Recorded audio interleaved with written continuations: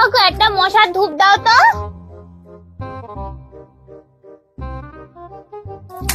এই ধূপটা কত গো? 10 টাকা। 10 টাকা? আমার কাছে তো 5 টাকার বেশি নেই। মশা মারার তো ধূপ।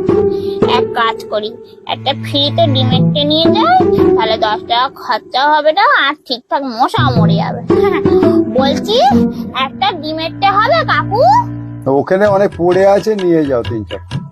ও ওখানে আছে, নিচ্ছি।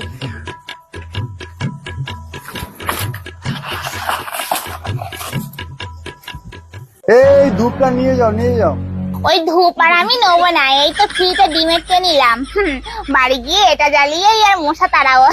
তোমার ধূপ আর আমি জীবনে নেবো না। তুই আয় পরের দিন, এর পরের দিন ওই ফ্রিতে ট্রেনও তোমার ব্যবস্থা করছি।